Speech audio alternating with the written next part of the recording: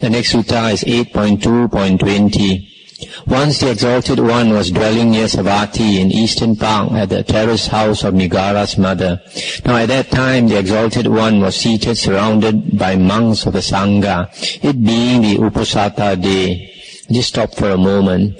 The Uposatha day is the day, the 8th day of the lunar month, the 15th day, 23rd day, and the last day of the lunar month. And on these days, the people in India would keep the 8 precepts.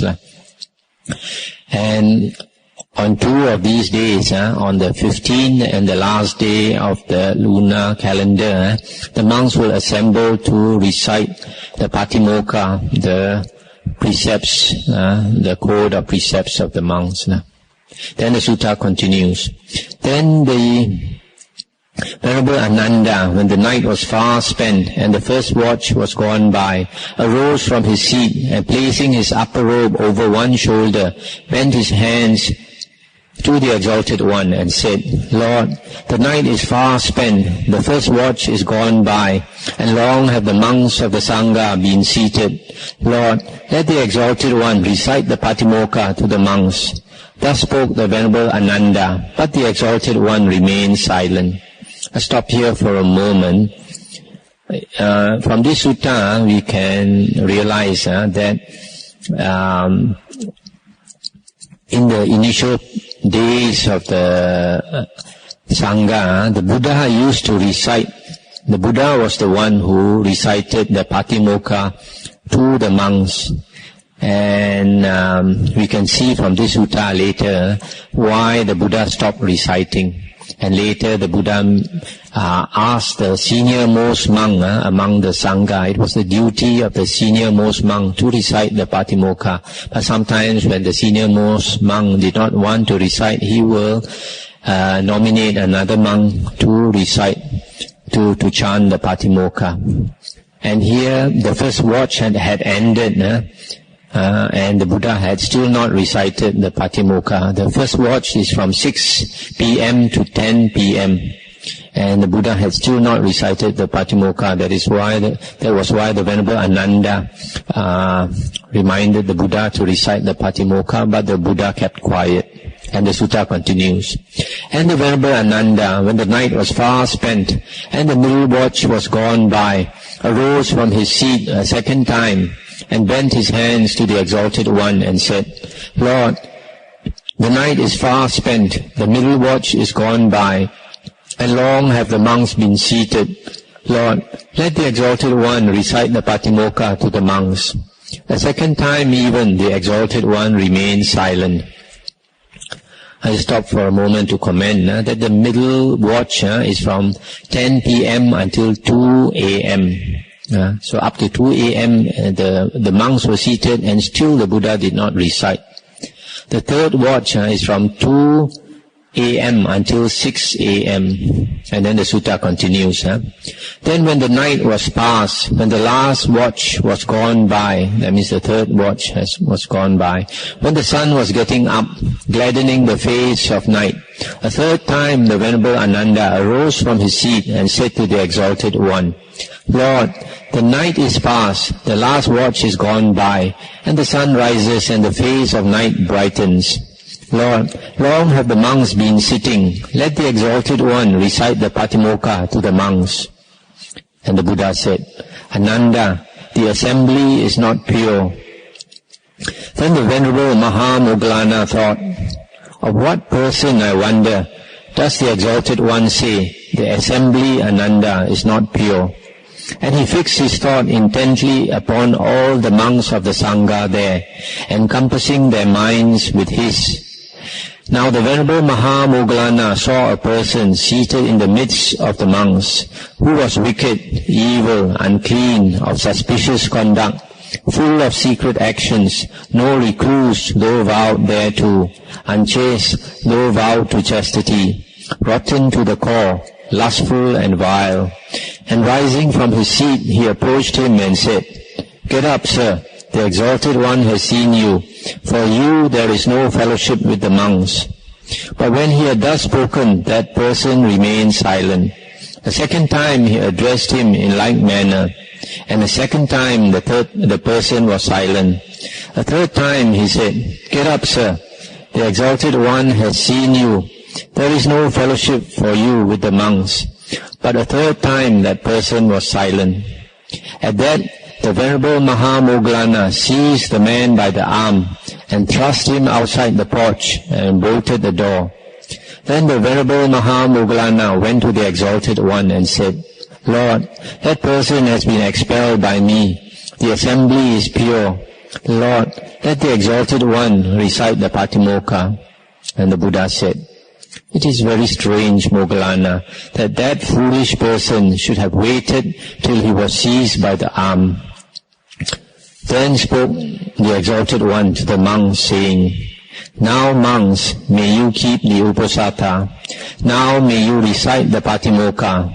Henceforth, from today, I shall not recite the Patimokkha. For it is impossible, monks, nor can it happen that the Tathagata should recite the Patimokkha to an assembly which is not perfectly pure." That's the end of the sutta. So,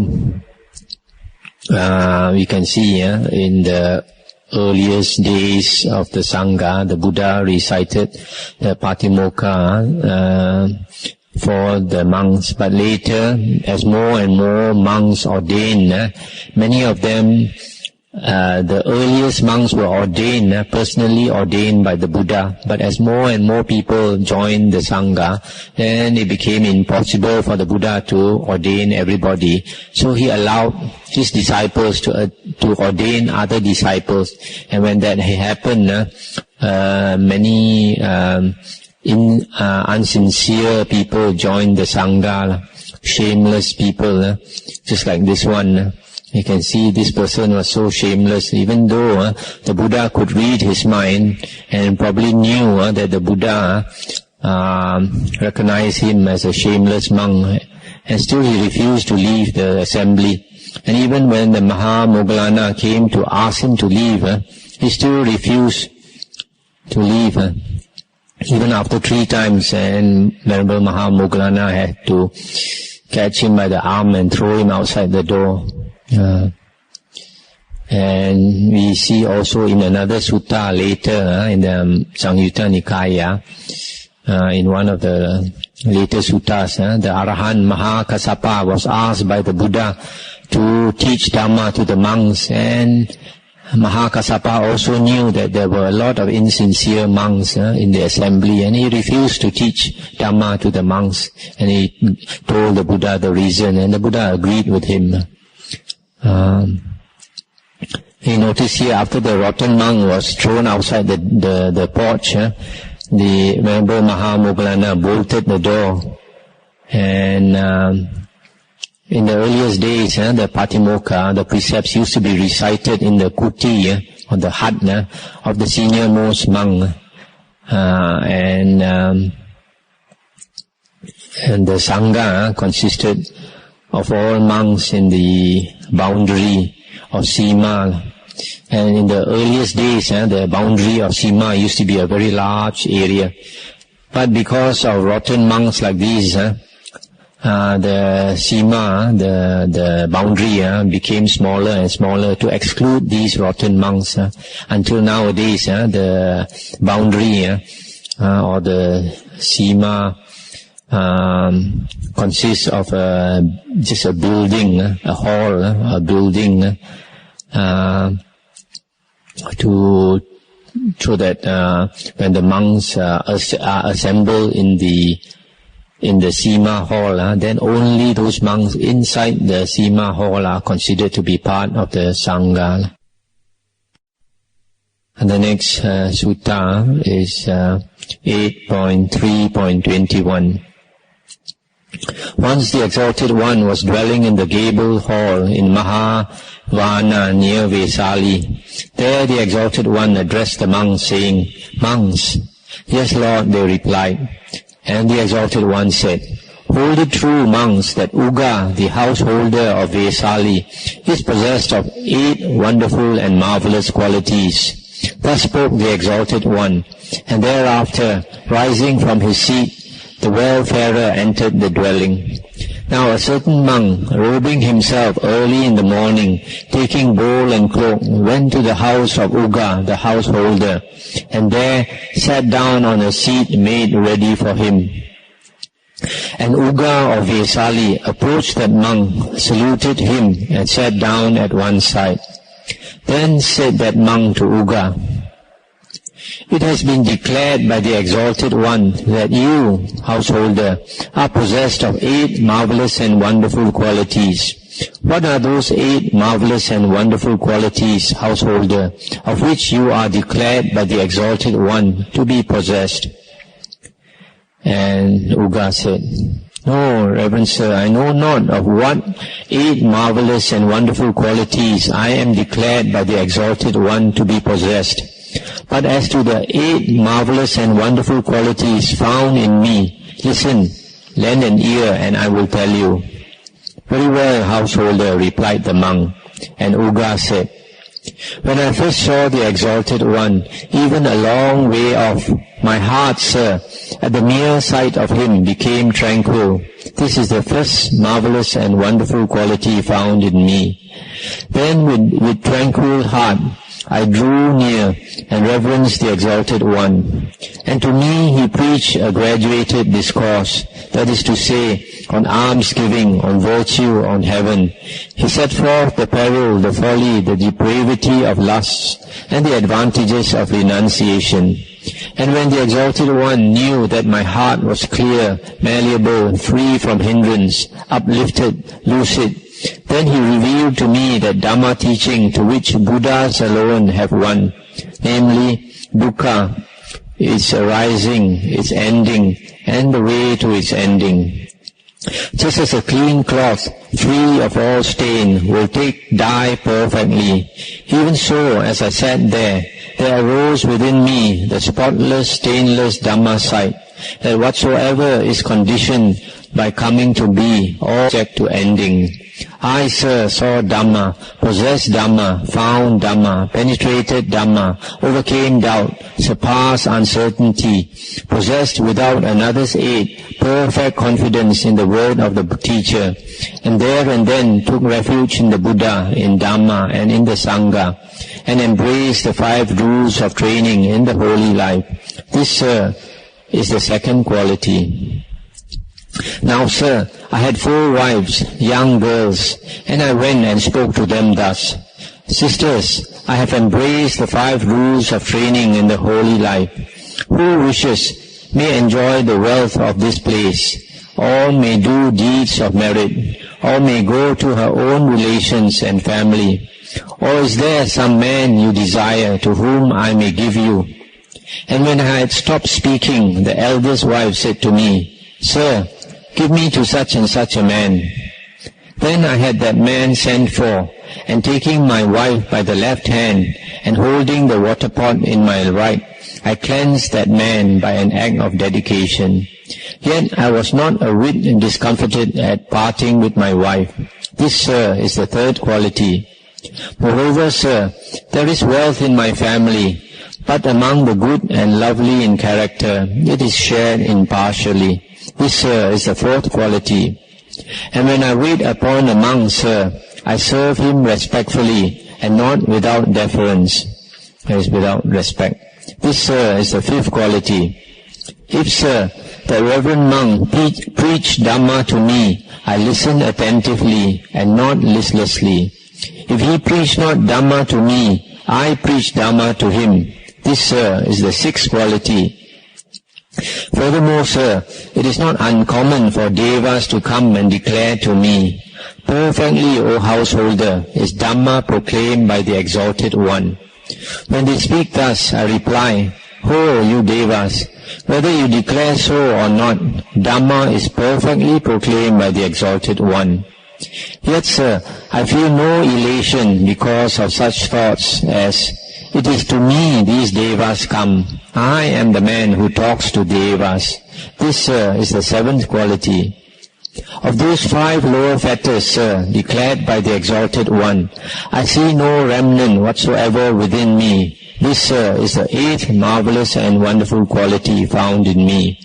These, sir, are the 8 marvelous and wonderful qualities found in me, but I do not know of what 8 I am declared by the Exalted One to be possessed.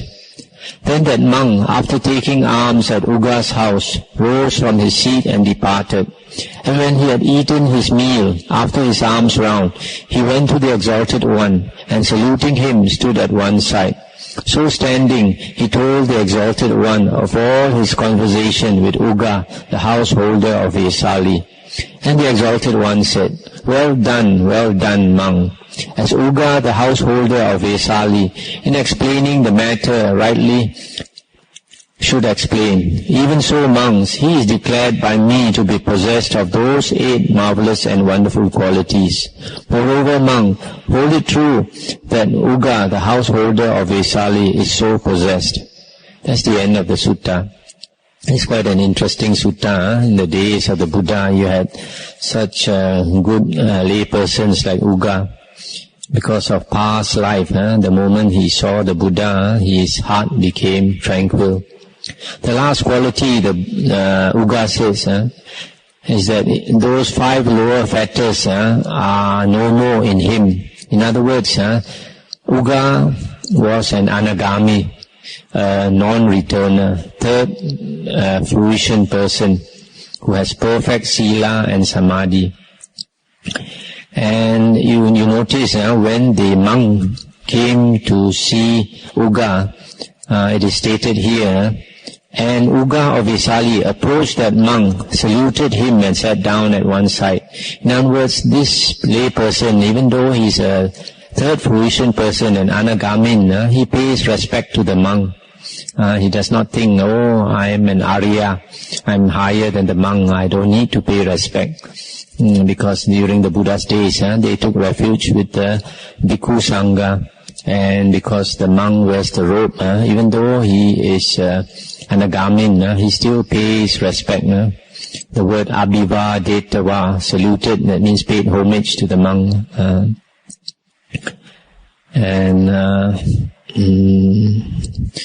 You notice that after he understood the Dhamma, he wanted to practice the spiritual path and keep the 5 precepts. He told his 4 young wives that he wanted to practice the holy life. And one of them wanted to marry another man, and he just gave away his wife. And then he says that he has wealth in his family, but those who are of good character, he shares with them just like his brother. He shares with them impartially.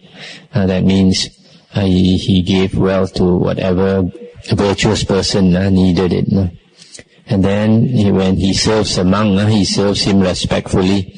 And then if the monk teaches Dhamma, he listens very attentively. If the monk comes to his house and does not preach Dhamma to him, then he preaches Dhamma to the monk.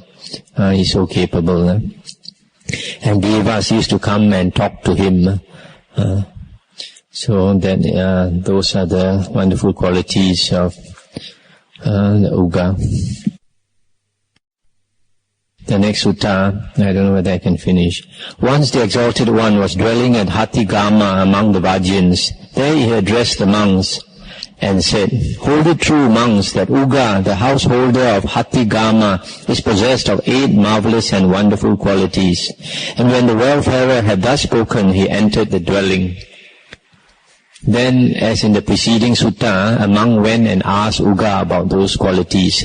And then said Uga, the householder of Hatigama, when, sir, I was sporting in Naga glade, I saw the Exalted One a good way off, and at the sight of him, my mind became tranquil, and my drunkenness vanished. This is the first marvelous and wonderful quality.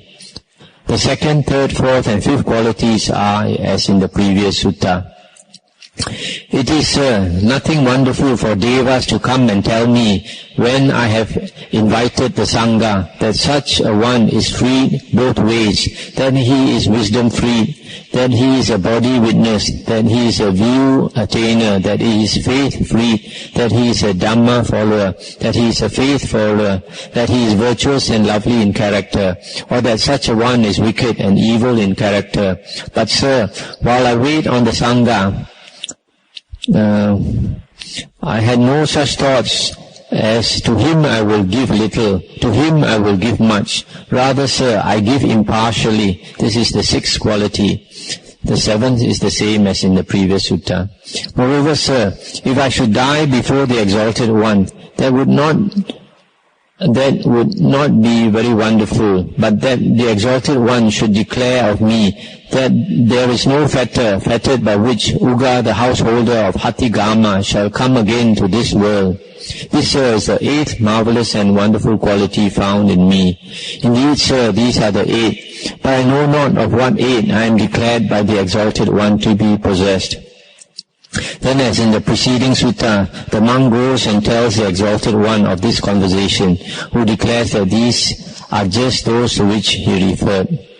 That's the end of the sutta. So this sutta is a little similar to the previous one, but there are a few qualities of this householder which is quite wonderful. The first one, he was actually drunk. He was enjoying himself in the gardens, the botanical gardens, and he was drunk already. But when he saw the Buddha, his mind became tranquil and his drunkenness vanished.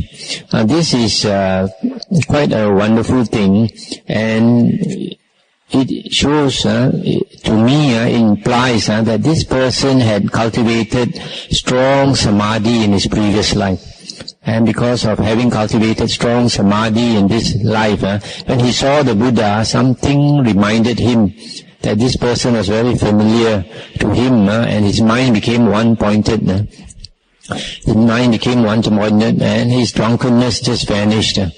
And then the other qualities that the devas used to come and tell him that such a person was an Arya or an evil person, etc.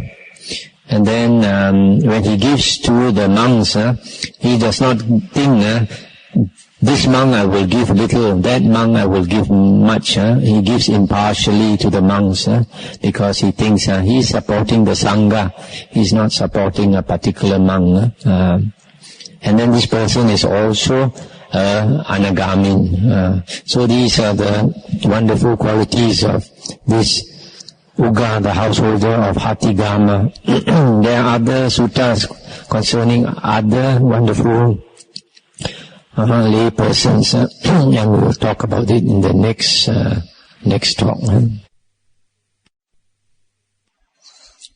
The last two suttas we were talking about the laymen disciples of the Buddha who are anagamis. Now we come to another one, Sutta 8.3.23. Once the Exalted One was staying at Alavi, at Agalava, near the shrine there. Then he addressed the monks, saying, "Hold it true, monks, that Hataka of Alavi is endowed with 7 marvelous and wonderful qualities." With what 7? Monks, Hataka of Alavi has faith, is virtuous, is conscientious, fears blame, is a great listener, is charitable and wise. Hold it true, monks, that Hataka is so endowed. Thus spoke the Exalted One, and arising from his seat, the well-farer entered the dwelling. Then a monk went to Hataka so that the Exalted One had said, and Hataka said, "I trust, sir, there were no white-robed laymen present." "No, indeed, friend, there were none such there." "It is well, sir." Then after he returned from his alms round, the monk went and told the Exalted One all that had happened. And the Exalted One said, well done, monk. The clansman is modest. He does not wish his good qualities to be known to others. Hold it true, monk, that Hataka of Alavi is endowed with this 8th wonderful and marvelous quality, namely modesty. And the next sutta, 8.3.24. Once, while the Exalted One was dwelling in Alavi at Agalava, near the shrine there, Hataka, surrounded by 500 lay disciples, came and saluted and sat down at one side. And the Exalted One said to him, seated there, "This following of yours, Hataka, is very large. How do you manage to gather it together?" And he said, "Lord, it is by those 4 bases of gatherings which have been declared by the Exalted One that I gather this following together. Lord, when I realize that this man may be enlisted by a gift, I enlist him in this way. When by a kindly word, then in that way. When by a good turn, then so.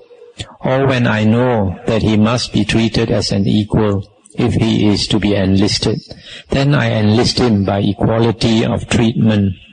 Moreover, Lord, there is wealth in my family, and they know that such is not rumored of a poor man." And the Buddha said, well done, Hataka. This is just the way to gather together a large following. Whosoever in the past gathered together a large following did so on these 4 bases. Likewise, whosoever shall do so in the future, yes, whosoever now gathers a following together, gathers it on these 4 bases. Then Hataka of Alavi, being instructed, stimulated, aroused and gladdened by the Exalted One's Dhamma discourse, rose from his seat, saluted him and departed, passing him by on his right. Now not long after the departure of Hataka, the Exalted One addressed the monks, saying, "Hold it true, monks, that Hataka of Alavi is endowed with 8 marvelous and wonderful qualities." "What 8? "Monks, Hataka of Alavi has faith. Hataka of Alavi is virtuous. Hataka of Alavi is conscientious. Hataka of Alavi has a sense of remorse. Hataka of Alavi is a great listener. Hataka of Alavi is charitable. Hataka of Alavi is wise. Hataka of Alavi is modest. Monks, hold it true that Hataka is so endowed." It's the end of the sutta. This Hataka of Alavi is another one quite well-known disciple, lay disciple of the Buddha, and also supposed to be an Anagami, the fruition Arya. The next sutta is 8.3.25. It's quite a good sutta. Once the Exalted One dwelt among the Sakyans in Banyan Tree Park at Kapilavatu. There Mahanama, the Sakyan, came and visited him, and after saluting sat down at one side. There, addressing the Exalted One, he said, "Lord, how becomes a man a lay disciple?" And the Buddha answered, "When Mahanama, he has found refuge in the Buddha, found refuge in the Dhamma, found refuge in the Sangha, then he is a lay disciple." "Lord, how is a lay disciple virtuous?" When Mahanama, a lay disciple, abstains from taking life, abstains from taking what is not given to him, abstains from lustful and evil conduct, abstains from lying, and abstains from spirits and intoxicants, the cause of indolence, then a lay disciple is virtuous. "Lord, how does a lay disciple help on his own welfare, but not that of another?" When Mahanama, he has achieved faith for himself, but strives not to compass faith in another, has achieved virtue for self, but strives not to compass virtue in another, has achieved himself renunciation, but strives not to compass renunciation in another, longs himself to see the monks, but strives not for this sight for another, longs himself to hear Sat Dhamma or true Dhamma, but strives not for this hearing for another, is mindful himself of Dhamma he has heard, but strives not that another should be mindful of it, reflects himself upon the meaning of Dhamma he is mindful of, but strives not for another to reflect thereon, When he knows himself both the letter and the spirit of Dhamma, and walks in conformity therewith, but strives not for another so to walk, then a lay disciple helps on his own welfare, but not that of another. And how, Lord, does a lay disciple help on both his own welfare and the welfare of another? When indeed Mahanama, he has achieved faith himself and strives to compass faith in another, has achieved virtue himself and strives to compass virtue in another, renunciation, longs to see the monks, to hear Saddhamma, is mindful, reflects. When he knows both the letter and the spirit of Dhamma and walks in conformity therewith, and strives to make another so to walk, then Mahanama, a lay disciple, helps on his own welfare and the welfare of another. It's the end of the sutta. This sutta is quite important because here it gives a definition of a lay disciple. A lay disciple is one who has taken refuge in the Buddha, Dhamma and Sangha. And you just have to take refuge on your own, and you are already considered a lay disciple. It's only nowadays, sometimes there is a ceremony, but there don't need to be a ceremony. If you on your own, in your own heart, take refuge with the Buddha, Dhamma and the Sangha, then you are already a lay disciple. And a lay disciple is virtuous by keeping the 5 precepts. So the 5 precepts are the practice of a lay disciple. And then a lay disciple helps himself if he achieves these few things. He has faith, has virtue, practices renunciation, he hears the true Dhamma, Saddhamma, which means the discourses, the original discourses of the Buddha, and he is mindful of Dhamma. He reflects upon the meaning of Dhamma that he has heard, and then knowing both the letter and the spirit of Dhamma, he walks in conformity therewith. And if he practices all these things, then he is helping himself. But if he practices these things and tries to help others to practice these things, then he not only benefits himself, but benefits others.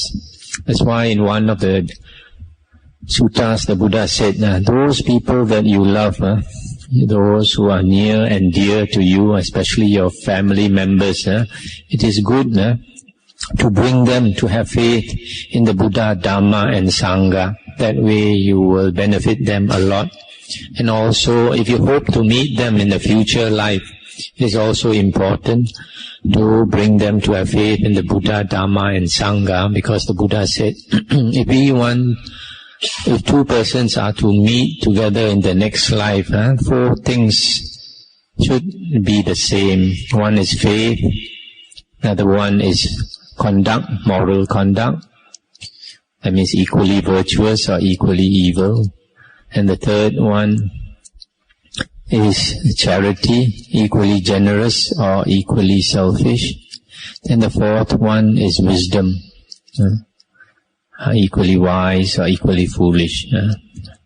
So if we bring our near and dear relatives and friends to have faith in the Buddha, Dhamma and Sangha and practice like we practice, then the chances of meeting them together in the next life would be better.